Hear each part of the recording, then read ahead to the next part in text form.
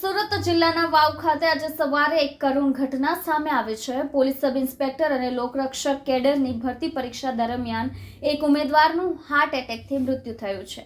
Valia SRP દળ જૂથ 10માં police constable તરીકે ફરજ બજાવતા 36 વર્ષીય સંજયકુમાર રસિકભાઈ ગામિત પીએસઆઈની ભરતી પરીક્ષામાં ઉપસ્થિત થયા હતા। સવારે પ્રથમ બેચમાં 5 કિલોમીટર દોડ દરમિયાન સવારે 4:45 વાગ્યે તેઓ અચાનક બેભાન થઈને પડી ગયા હતા। ફરજ પરના ડોક્ટર ચિરાગ કટારિયાએ તાત્કાલિક સીપીઆર, ઓક્સિજન અને દવાની પ્રાથમિક સારવાર આપી, પરંતુ સ્થિતિ ગંભીર જણાતા 108 એમ્બ્યુલન્સ મારફતે સવારે 5:05 વાગ્યે દિનબંધુ હોસ્પિટલ ખોલવડ ખસેડવામાં આવ્યા, જ્યાં ડોક્ટરે સવારે 5:30 વાગ્યે તેમને મૃત જાહેર કર્યા।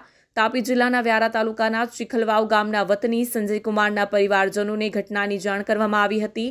મૃતદેહને વધુ કાર્યવાહી માટે સીએસસી હોસ્પિટલ કામરેજ ખાતે ખસેડવામાં આવ્યો હતો। આ કરુણ ઘટનાએ પોલીસ વિભાગમાં શોકની લાગણી ફેલાવી હતી। રાજ્ય અનામત પોલીસ દળ જૂથ 11 વાવ ખાતે આજ રોજ શારીરિક ભરતી કસોટી દરમિયાન સંજય રસિકભાઈ ગામિત નામના ઉમેદવાર રહેવાસી ચીખલવાવ વ્યારા તેઓ શારીરિક કસોટીની પરીક્ષા આપવા માટે આવેલ હતા।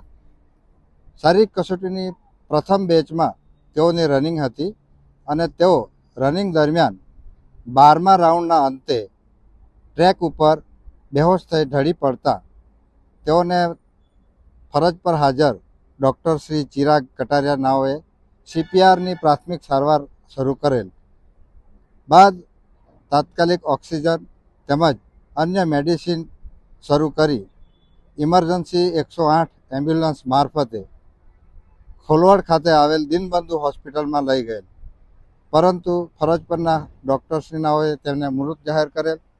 આજરોજ આ રાજ્ય અનામત પોલીસ દળ જૂથ ખાતે આવેલ આ યુવાન અચાનક ટ્રેક ઉપર રનિંગ દરમિયાન આ રીતે મૃત થયેલ છે, અવસાન થયેલ છે ની દુઃખદ ઘટના બનેલ છે।